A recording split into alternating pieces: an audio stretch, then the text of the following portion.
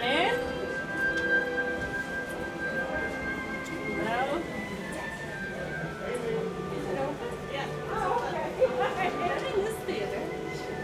Welcome this way, please. Thank you. Have to say healthy seat. Come in and enjoy our display. That's why.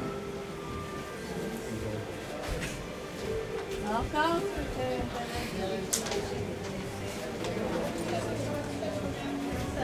Welcome this way, please. Hello.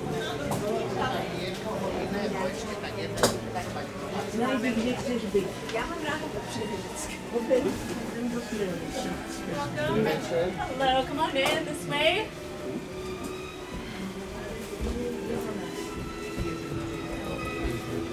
Welcome. Come on in, there's room enough for everyone.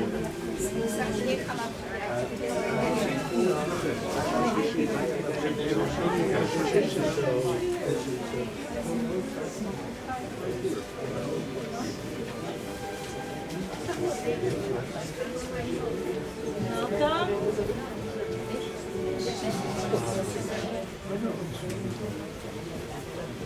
Great.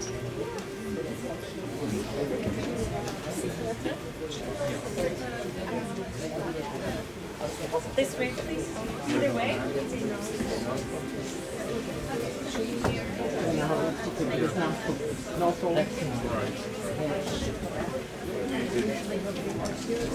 Welcome, everyone. Please come in. Find your seat.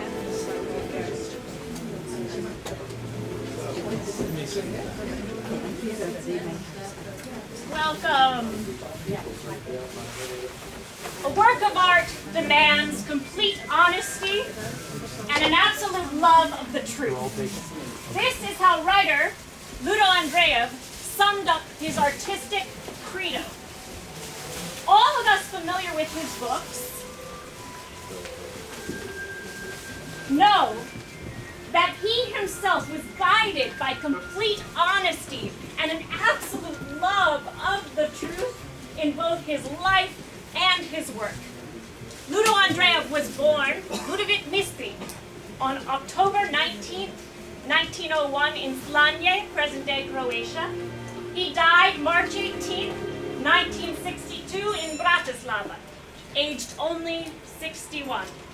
His father was a carpenter, and soon after Ondrejov was born, the family moved to the village of Kostoviarska in Slovakia, now part of the city of Banska Bystrica.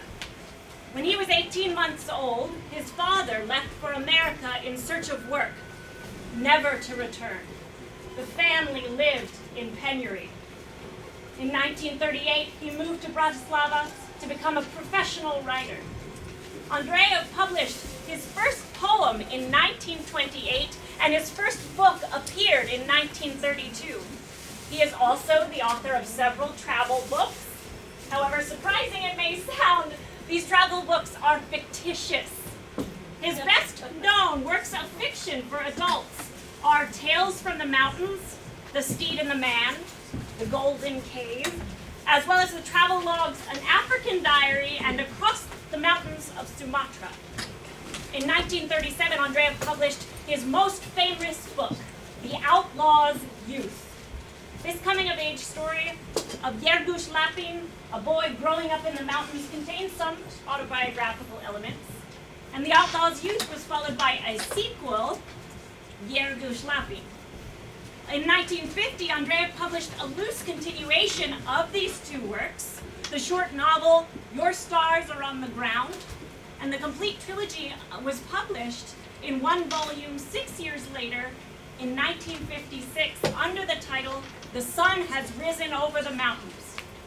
In the meantime, he managed to write another travel book, Adventures in the Wilderness. His life and work came to an end in the early 1960s.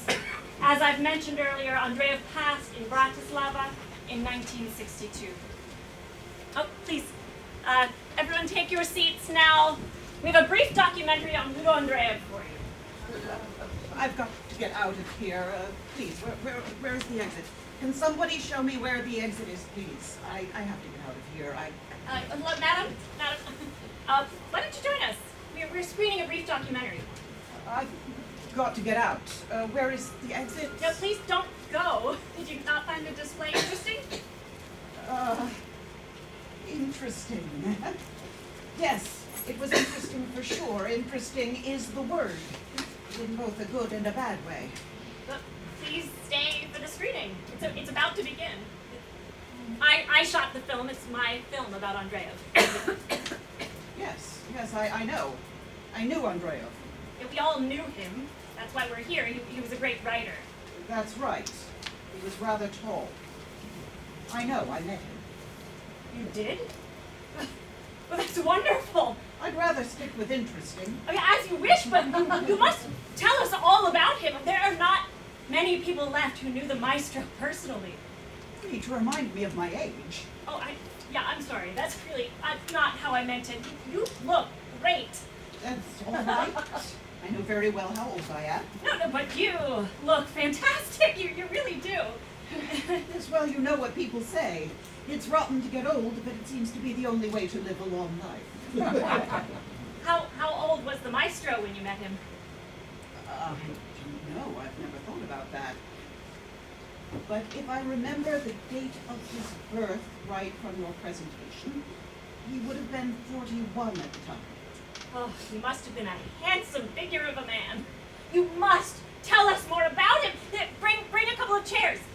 Let me get my notebook. I'll write everything down so I don't forget. If you don't mind, I'd love to use your stories in my presentations. The screening can wait.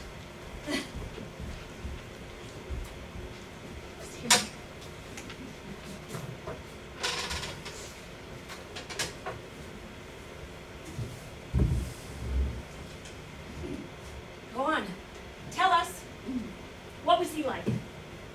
I'm not sure. I was only 8 the first and last time I saw him. Oh, so you were just a child. He must have been really kind to children. Did he come and give a talk at your school? Not exactly. He came to our house. He came to your house? The maestro himself? You've got to tell us all about this. Well, he came to our apartment along with 2 other guardists. I mean, secret police. They were known as the OSB agents, the state security agency. Surely not. You must be mistaken. No, I'm not. OSB is what they were called in those days. Ondrejov was wearing the same leather coat as they did. He looked just like one of them. Sorry, I find that hard to believe. He came to your apartment with 2 secret officers? That's right. By then, we were in hiding because Abuka, my daddy, realized we might end up in prison or deported. I was the only one who would leave our hiding place from time to time to get things we needed. My parents were hoping that link a guard people wouldn't harm a child. And on that day, I'd gone to the apartment with some thick sweaters because it was freezing at night in our hiding place. Very strange story. It doesn't sound like him at all. But I do remember. I remember it very well. All right, thank you. So, go on, come show the lady out. She needs some fresh air. We can watch my video now. All kinds of things happened in those days. It's just hard for us to imagine what went on back then. I'm sure that the old lady got a bit mixed up. Hranica medzi dobrom a zlom je taká jasná, až sa zdá, že sa nedá zabiť. Boundary between good and evil is so clear-cut that it seems impossible to miss. Back in the old days, when my ancestors subsisted mainly on plants which they foraged, they could tell edible plants from the inedible ones by their smell, and they enjoyed them just as I do now. I sense my ancestors inside me with great clarity and intensity. I've been at home in the mountains ever since I can remember. I feel as though I've been roaming these mountains for thousands of years, as if someone in me, some mysterious force was guiding me. I walk through the mountains unthinkingly, with the help of the prehistoric man who has awakened inside of me. Ever since I met Ondrejov. Almost every day, I've conversed with him in my head. I see him before me. Even though I never had a chance. I never had a chance to meet him again.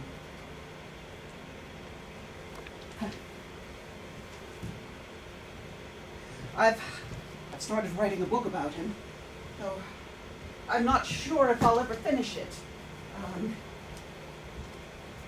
Sometimes I spend more time talking to Ondrejov than anyone else. It doesn't make me happy, but I can't help it. I keep telling myself, what's the point of talking to him all the time? He's been dead for over 50 years. That should be an interesting book. Fascinating. I know what I'm talking about. I've been a literary guide for years. Oh. I'm an expert. Oh, you are.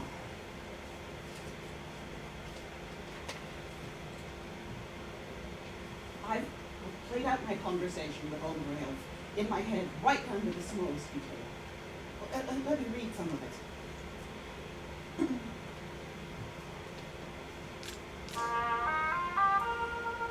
It's March 1962. I'm a nurse in a hospital, the internal medicine ward. My job is to look after a single room with a male patient. And he's right there, in this bed. He's just a bag of bones. His muscles have atrophied so much that he is unable to get out of bed. His chiseled face is contorted into a kind of permanent cramp. He keeps scratching at his arms, which are covered in eczema. He is irritable and constantly picks fights with the hospital staff. The doctors, nurses, and all the staff know that his condition is hopeless, so everyone tolerates his angry outbursts. Ondrejov opens every conversation with this extraordinary melodramatic statement. The boundary between good and evil is so clear-cut, it seems impossible to miss. I've never understood what he meant by this. A sheet with the case history is stuck above his bed and gives his name. Ludovic Mystery. At first, I think of him as just some old, tall, bad-tempered guy who has only a few days left. So, let's begin. The stage transforms into a hospital room. We travel back from the present to March 1962.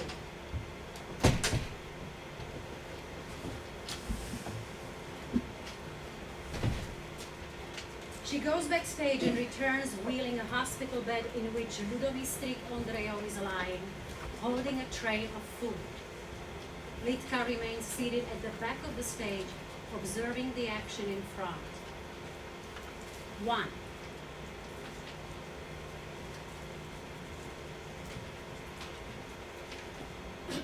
Not eaten anything again. So why don't you have it? She starts to leave with the tray. Wait! Give it back. She returns and he starts eating just to make her stay. When I was growing up, we often went hungry. Would you believe? Alex, you don't give a damn. Let me get a doctor. Don't even think about it!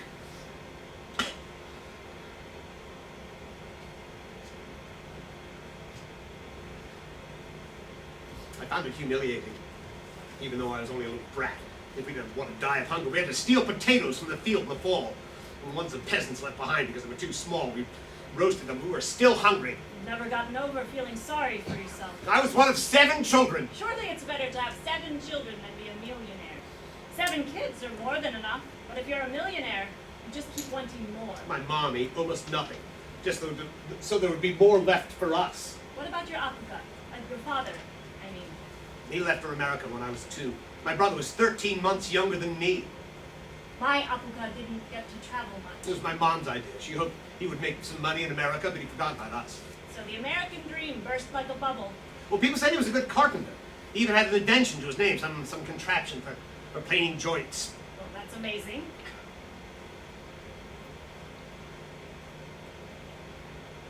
I used to think about it a lot. Imagine it being an outlaw living in the mountains, robbing the rich and giving loot to the poor. Well, what a romantic dream, your father living as an outlaw. And one who helps those who are weaker, keeps watch over his children, though he can't come and see us because the police lock him up. Of course they'd have to lock him up if he was a thief. What else could they do? Well, I dreamt of growing out to be an outlaw, just like him. You wanted to be a thief. It's No. a strange dream. No. I wanted to help those who were weak. At the expense of others. So are you saying that you were malnourished as a child? Because I don't believe that. You are a tall man, and the telltale sign of child malnutrition is stunted growth. Is that so? Well, see, I defy expectations. That's just like me. I'm one great big flaw. A tall poplar sways back and forth in the wind with a little grass. Barely hardly swings at all. Malnourished poplar grass? Not sure I follow. 2. Ondrejov reaches for a glass of water on the bedside table. She hands it to him. He takes slow sips. How are you feeling, Mr. Mistrik? You passed water today?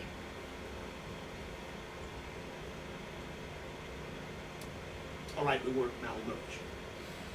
But we knew greater hunger than you can imagine. I got my first job at the age of 12 in a large brickworks. We had to work 14 hours 14 every day. hours. You're exaggerating again. Saturday was a special day. It was payday, and we finished work at noon. My careworn mother would wait for me outside the brickworks, and I'd give her my wages. Then we'd go shopping, a few kilos of flour, some bread, and a bit of lard. That would have to last us all week. What a feast. My old siblings did their bit. They worked at home, weaving wicker chairs. They made enough to send me to school. I worked my way up to be a notary's assistant. A state employee. Quite far from your outlaw dreams.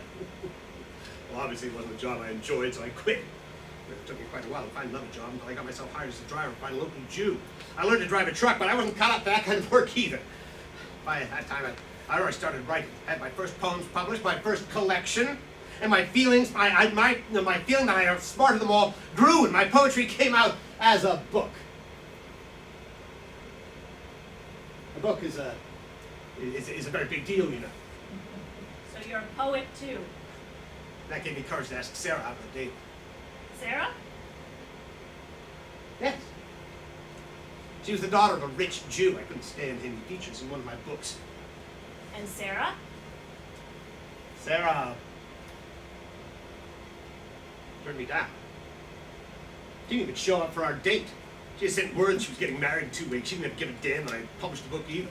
Were you in love with her? I sure was. So much so that I got over being a Jew.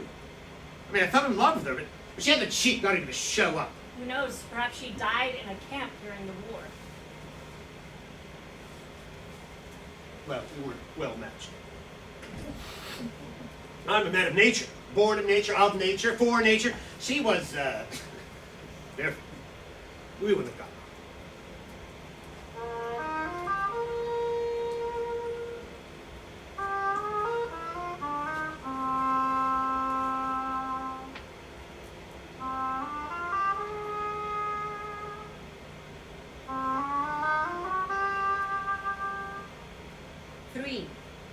She takes away his empty food tray. Your appetite seems to have improved today. Well, do you say so? Did you sleep well? Well, how could I? Without you. What happened after? After what? I mean after Sarah, after your first book came out. You really want to know? Well, after that, I had a desk job with Nazi Slovak. You must have heard of Nazi, our leading Slovak cultural institution. Of course I have. I lasted 5 years. That's quite a long time for me. You see, a deck job is against my nature, even one of a cultural institution. It took me some time to get used to town life. Fortunately, Martin is surrounded by the mountains and helped me to acclimatize. Do you miss the mountains? I'm not really sure. Can I have a drink? She picks up an empty glass from his bedside table, goes to the wash basin, fills the glass with water, and hands it to him. cold enough. What vintage is this? We were a great gang. The parties we had, how we lived it up. The writer, Jozef Steiner, wonderful. He and I got along like a house of fire. I don't know what got into him to warn another writer, Peter Karbash, about me. Karbash also worked at Matica for a while, but apparently Steiner told him to beware of me because I didn't like the Jews, even though he told me he didn't like them much either. Later, when Hitler was already losing the war on every front, Aronsky accompanied Tiso on his escape from Bratislava to Germany, and then he immigrated to Argentina. But you didn't emigrate. 4. Do you know who I was? A poet? I'm still a poet. I've also been a resistance fighter. Scout in the uprising. You know what that means? A snitch. Yes. But in the anti-Nazi uprising, not many people pulled that off. Few people have my courage. Dad, few people know their way around the mountains as well as you do. Yeah, not just around the mountains. I joined the uprising around December 5th and stayed until the liberation. So, no, I didn't immigrate. I stayed here. Hadn't the uprising been put down by then? Yes.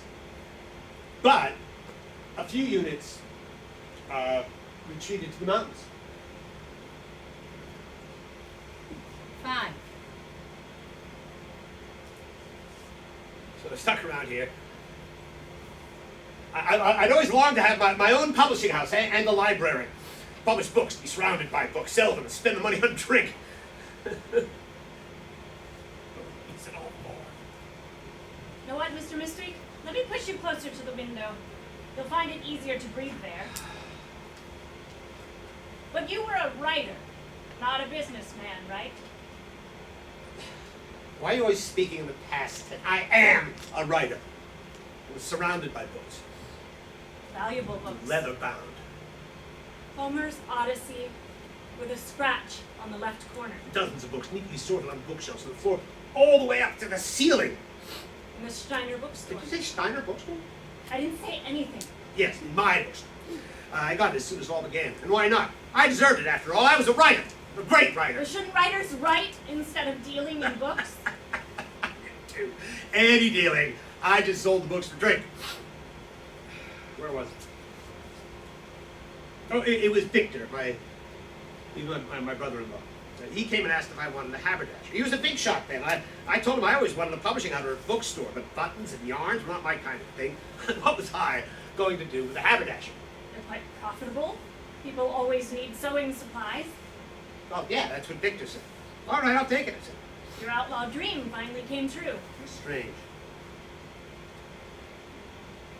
We had a drink to celebrate the deal was done, not rocket science. I signed the paperwork, and I was rich at last. Signed the paperwork? Don't you give me that look! I was the only one who came the money that way. That's what things were like in those days. You know Bayansky? What did Bayansky have to do with it? He's Well, been dead for nearly 50 years. Well, I'd read him carefully. Even though we never had a drink together, I can quote entire passages from his work.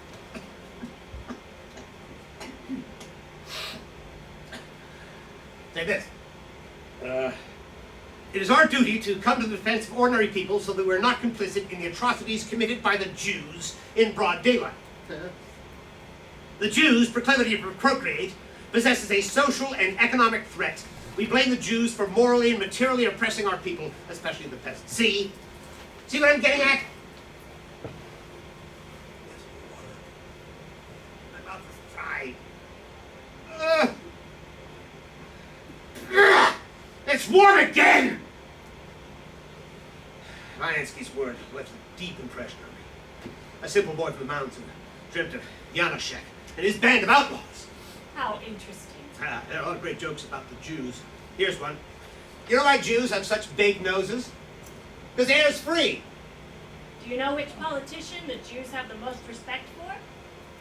Hitler. Because he did exactly what he promised he would do to them and much more. That's a good one. I've actually written a comedy sketch on this topic. It's about a Slovak National Guard and an Orthodox Jew. It's very funny. The Jew buries his gold in the garden, but the gardenist digs it up and steals it and buries it in his own garden. The Jew sends a pig into the gardenist's garden to dig it up again. And the Jew rejoices and takes his chest of gold and runs away, but the gardenist catches sight of him and catches him afterwards. The Jew is running. He trips over the gardenist, snatches him up, and catches his chest. It's really funny. Just nobody wanted to put it on stage. I know a better one. Isaac sees his friend Shmuel in the street, deep in friendly conversation with a well-known anti-Semite. After the two part, Isaac reproaches his friends. How could you have such a friendly conversation with that guy? And Shmuel replies, you see, he claims that the Jews control all the banks and the global economy, and that they basically rule the world.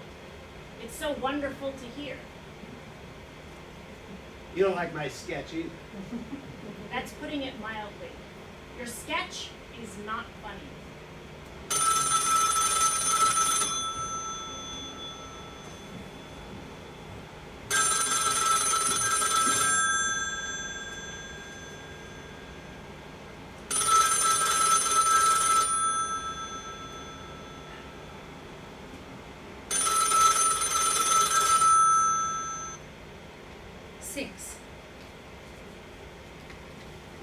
Where have you been so long?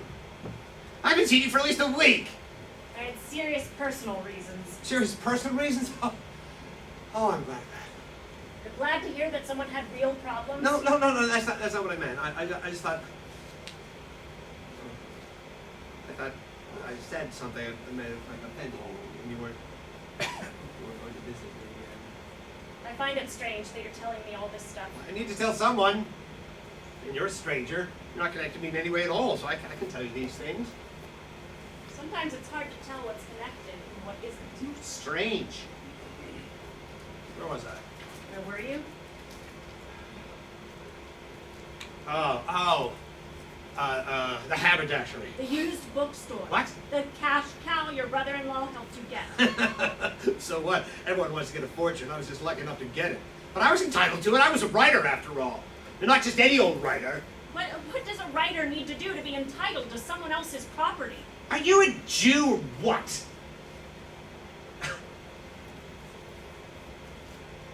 You are. It's obvious. What does that matter? For you, what matters right now is regular bowel movements, regular meals, and proper sleep. Not wasting your time on things that don't matter. Where was I? What's the thread again? The haberdashery. In Plavichnica Street, in Bratislava. Worth $1 million crowns in those days. A lot of money. I got my share, nice and juicy. I became a rich man overnight. Your American dream came true, and you didn't even have to go to America. The funny thing was, I had to fill out a form, and the one question was whether I'd negotiated a deal with the owner. And you can't lie to the authorities. And I get a clear and succinct reply. I didn't negotiate with the Jew. I wanted to move out. Move out? As far away from me as possible. We tried to argue with first, and it was his apartment, it was above the haberdashery, but we owned the whole house. That is, the Saker and I did, and so the authorities made the Jew bamboos. Even dinner our way.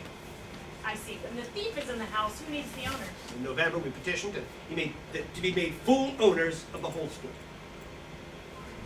We hereby request from the Central Economic Bureau to split the share of the store belonging to our Jewish partners, Bernard Kanzler, between the two Aryan partners, the reason being that the Jewish partner is no longer required for the successful running of the business. Signed, Stefan Centner and Ludo Ondrejov, Nano property.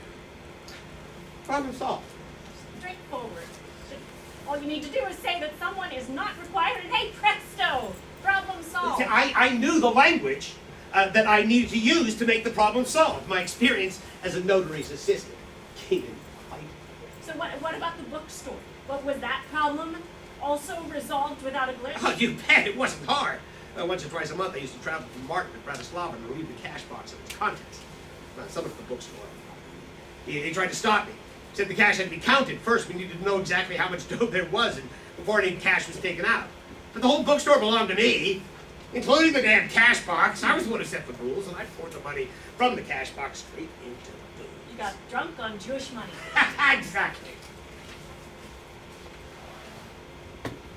7. A branch cracked and broke off the walnut tree, plummeting down onto the yellow fall grass with a swoosh. You know it. Oh. The wind whistled gently and then took off. Ding dong, chimed the grandfather clock in the white cottage. Then the piercing sound of a baby's cry. That was the moment the young outlaw Yerbush Lappy was born. Well, of course you know. Everyone knows the outlaw's youth. I was the outlaw. I gave him the money just like an outlaw too. Well, what's Aryanization have to do with being an outlaw? Well, it follows the principle of the outlaw. Take away from the rich and give the loot to us, the poor. Besides, the rich weren't even our people. They were strangers. They were Jews who'd been exploiting us, the Slovaks. You really believe that stuff? Sure I do. No doubt about it. Back in the day, 20 years ago, people used to say that the Janoschek had risen up and Janoschek's boys were being reborn generation after generation. I still remember it as if it were today. Hey, you're right, Janoschek. The Jew is our last lord. Hey, the Jews were our last lord, the last lordess over us. Hey, Janoschek, sing an outlaw song to avenge their avarice. You know who wrote that? The poet Valentin Benyak. That's right. I was the only one to reference our glorious Slovak outlaw past. That's why I had no problem with Aryanization. I only took what the Jews grabbed by robbing our people and dulling our people's brains with drink.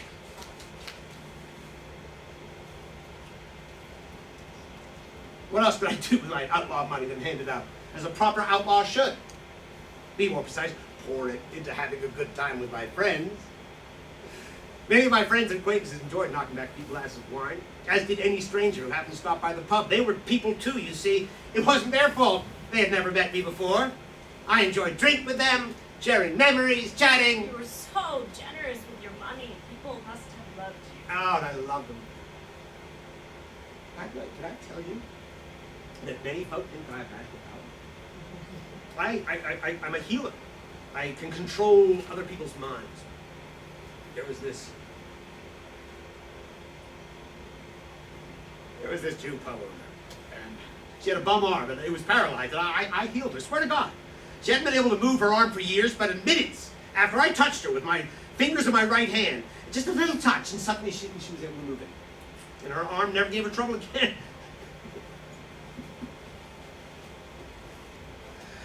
What's ironic is that I healed her mobility, but I'm unable to overcome my own ability. You're here, you healer. Give me your hand.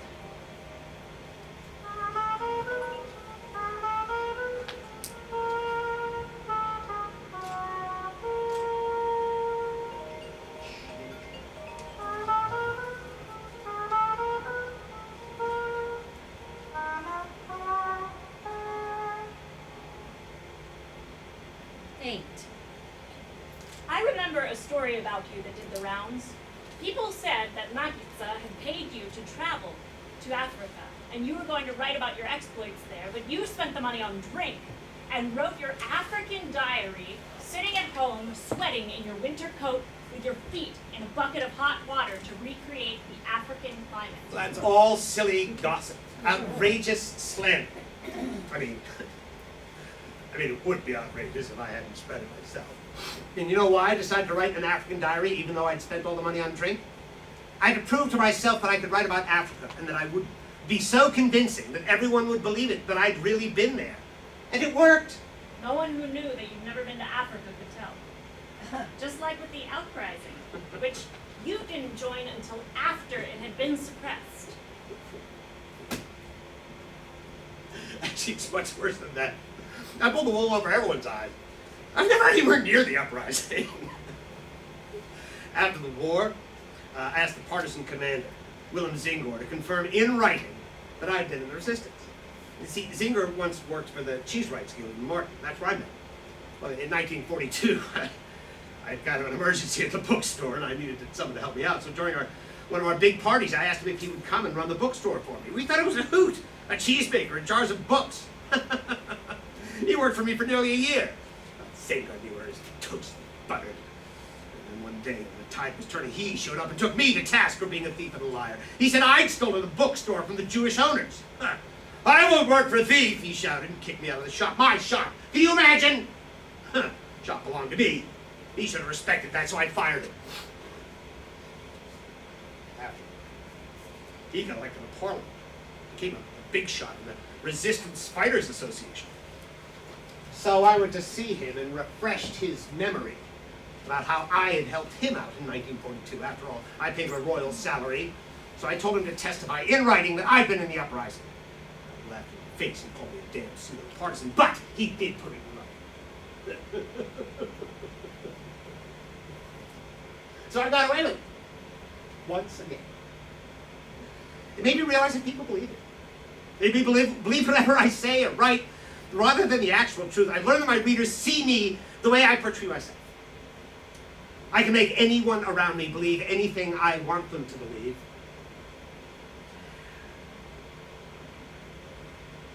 Except one. Myself. I haven't managed to pull the wool over my own eyes. Why do you have to lie to yourself? Why do you need to do that? Telling the truth at all times, all costs, is only for people who lack imagination. Truth can be pretty boring. The truth is only boring for people like you. Don't the go! liars. Don't go! Loneliness and insomnia are even more of a torment than talking to you. I've had enough. What am I talk? Your talk of you, of your life. Let me tell you the full story of how I got the bookstore. You do want to hear it.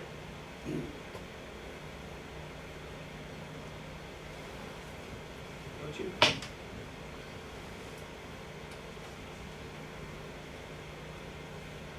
I knew you. I told you I can control minds. That's what all tyrants and manipulators do. Look at you. What a vicious creature you are. Not vicious enough. I'm ashamed of myself for not being vicious enough. 9.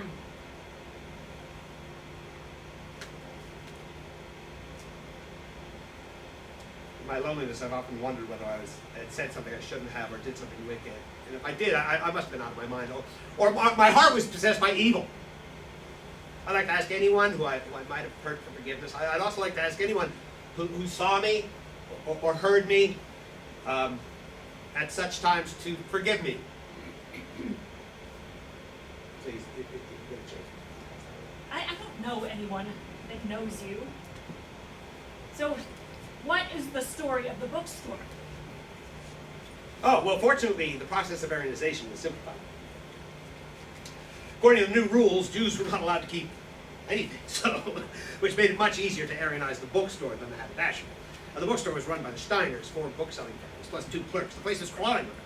Me, the rightful owner, and my 2 assistants were totally outnumbered. Can you imagine how that made me feel? I stopped by more and more rarely. I cut my business down to once or twice a month. I'd grab the profits and get out of there as fast as I could. I didn't have the slightest desire to see those people. At first I thought I'd keep them on as clerks, and I'd let them do the selling. That's why in March, I stated in writing that the former owner was an employee of mine. How noble of you. I showed willing. It just didn't work. With Jews to behave as if they owned the place. Even though they know full well that it belonged to me, obviously, I didn't like facing their accusing looks every time I went to pick up money or books from the store. They had the nerve to look offended when I showed up looking the worst of the way. Look, my business was terrific. I could do with my money whatever I liked. Besides, to be honest, I was beginning to fear that the former owners were going to try and take back the bookstore and the haberdashery. I would be left with nothing again. Losing the bookstore would have been especially upsetting. So, on July 12th, I sat down and wrote another letter. I hereby declare the following Jews are not needed in my bookstore in Bratislava. Truska 22. Max Steiner, Jozef Steiner, Sigmund Steiner, and Willem Steiner. Neither the store nor the Slovak state will suffer any economic detriment as a result of these Jews being detained and transported, since I have found an Aryan replacement, Mr. Wilhelm Fabric. The Strasse. Whew! I can't tell you how relieved I was when I delivered that letter. But nonetheless, sometimes the middle of the night, I wake up from my nightmare. The Steiners, the concepts are coming back up. You didn't feel sorry for those people, even a little bit? Sorry? Why should I? I felt the Heimlich myself. I should be sorry for. I've been rotting away in this place for 10 years now. I'm the one who suffered abuse and persecution. And besides, I have my sources. For example, I read a report from a guy named Fiala. It appeared in the Gardist newspaper. It said the Jews had a wonderful life in their new homes, and that they were better off than in their former homes. Fiala heard it directly from Jews like a guy named Gerzensky, who'd spent 3 months in a labor camp and described it with enormous enthusiasm. He assured him repeatedly, I've never been so healthy. We have plenty of good food here. So what do you say to that? With this kind of information, how could anyone hold it against me that I recommended the Steiners and the Kanzlers should be put on a transport? I've no reason to believe it. Look at you, the great outlaw. You helped the one who was the poorest. Yourself. 10. Who else was I supposed to help if not myself? Why doesn't anyone feel sorry for me? I wasn't a nobody. But I did rebel sometimes. I swear I did. Like going on a bender. Wild boozing and alcohol for me were the most daring form of showing resistance. Or rather, my escape from conformity. I also rebelled by getting married. You've got human lives on your conscience, and that makes you a murderer in my book. They would have ended up in those camps anyway. I may be a liar, I'll give you that, but I'm not a murderer. Yes, you are. What else do you call someone who has human lives on their conscience? An executioner? How dare you? Oh, wait! I am not a trash can for your bad conscience. Please don't go. Please.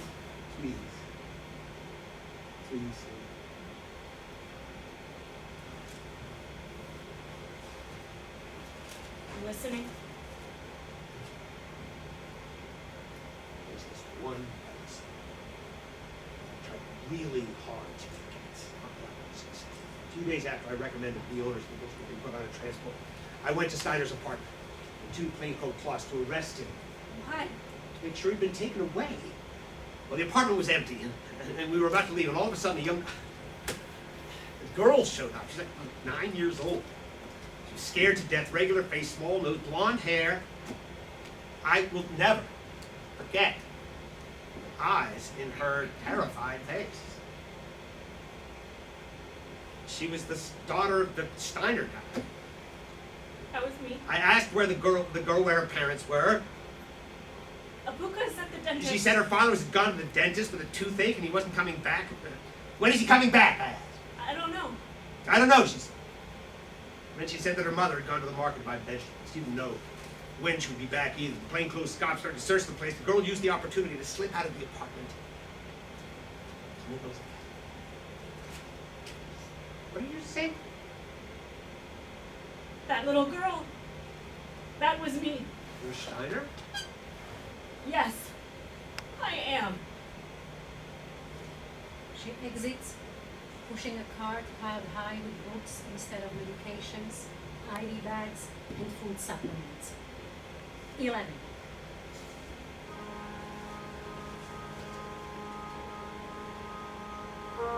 Is she really here? Am I going bananas or what? I must be hallucinating. There's no end to these stupid dreams. I've got to get used to being bedbound for 10 years. These nightmares are killing me. The past 10 years I've been stuck in bed, helpless, from one bed, then another. It makes no difference. All beds are the same. How much shame. I can't write anymore, and anyway, I haven't got anything to write about.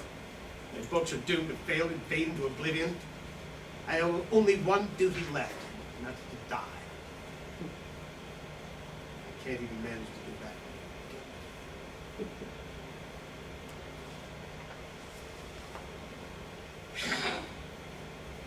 March 1943. I wrote this dedication for someone. War stops us creating art. It makes us disappointed and prevents us from seeing beauty. We're disappointed because we haven't made a contribution to this world, haven't taught us how to behave according to our wishes, and it turned out that our work of artists is worthless. Which is why we can. Times like these, anyone who writes as much as a single line about the beauty of the world is deceiving himself. What I omitted from the dedication was that I wrote was just one person. Someone who turned out to be a scoundrel. Me. And all I have now left is a void. And sometimes a void is worse than the worst pangs of conscience.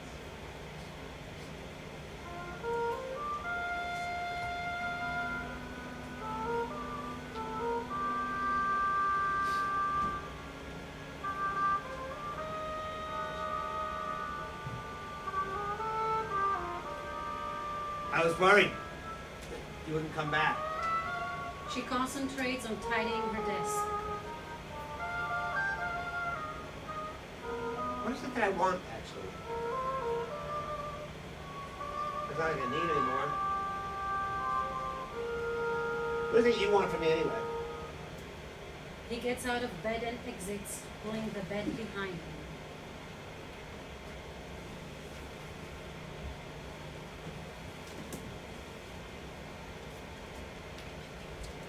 What I want is to understand. 13.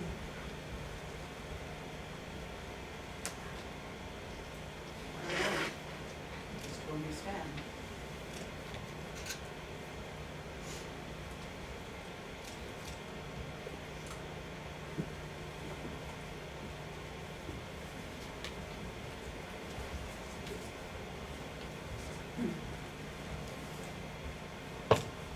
When my parents realized that we might end up on a transport, they went to look for somewhere to hide.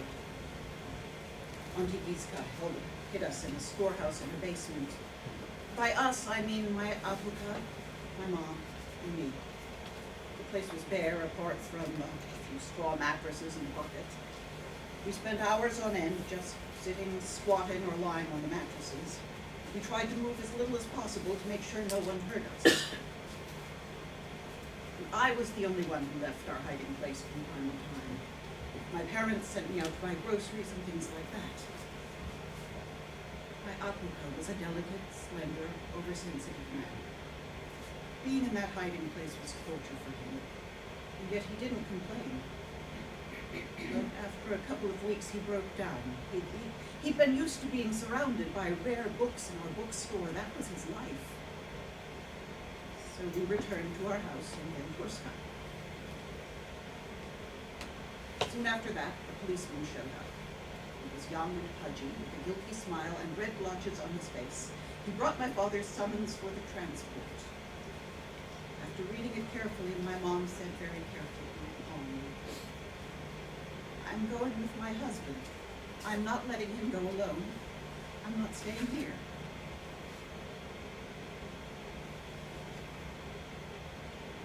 I shall never forget that. The policeman tried to make her change her mind. Don't be silly, he kept saying. The summons is only for your husband. He pointed to me and tried to argue with Mom indignantly.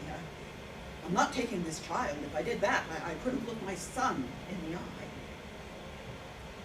But my mother was no longer paying attention to me. Abuka was very devout. As we parted, he laid his hands on my head in the Old Testament manner and repeated a long blessing. It went on for nearly 20 minutes. And then we were gone. My parents were taken away to a camp, and I was left alone. It was July, a very hot summer. I moved in with my governess. My relatives obtained fake documents for me in her name. I became Lydia Piovarcsyova-Steinerova, Catholic. I started going to Catholic school, run by the Order of St. Ursula. Our apartment in Venturska and everything else now belonged to Ondrejov. So I had to stay with Mrs. Piovarcsyova. And the fake documents kept me out of harm's way until 1944. It was a strange year, a strange winter. In Bratislava, there were piles of snow as high as a grown man. You almost couldn't walk down the street because of the snow and also because of the frequent air raids. After the uprising was suppressed, Mrs. Haidova got scared and a new hiding place had to be found for me. I was taken in by a woman who lived in Dunajska Street. I remember it as if it was today. On January 4th, 1945 at noon, the Gestapo barged into the apartment in Dunajska. I was dragged off to Theresienstadt. By that time, the transports to Auschwitz had been halted. In Theresen, there were just a few adults left. I forget exactly how many. And 4 children. I remember that I'm sure of. We were no longer in the camp, but in the barracks. Most of the original inmates had ended up in the gas chambers of Auschwitz. I don't really know why, but I was sleeping all on my own in an enormous unheated room with only a thin blanket to cover me. The first night, as I traipsed along a long, empty corridor to the bathroom, my steps echoed, rang out as if all the past prisoners were walking alongside me. I ran back to my bed across the huge room and crawled under the thin blanket. I was freezing, and I was frightened, dreadfully frightened. After that, I stopped going to the bathroom. I weed into the bed. Our meals consisted of a few potatoes, some mangelwurzel, a slice of bread, and a small lump of sugar. That had to last us a week. It wasn't enough to survive on or to die. In late April, just before Theresen was liberated, Pavel Meyer, a doctor from Slovakia who also was held there, managed to organize a truck, and I drove to Prague with him and his wife, also a doctor, and my cousin Selma. In Prague, Dr. Meyer took us to the repatriation office. We were given new documents and ration cards. Then another truck took us from Prague to Brno, and from there to Bratislava. I heard nothing about my parents for a long, long time. I kept waiting for them to come back.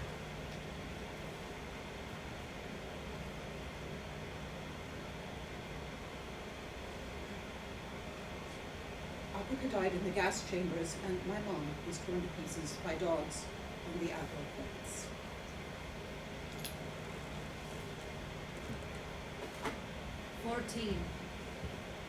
She hands the guy the book she's been holding in her hand the whole time and starts to read. Where is the exit? I have to get out of here. Well, please, somebody tell me show me where the exit is. I have to get out of here. The exit, please. Show me where the exit is.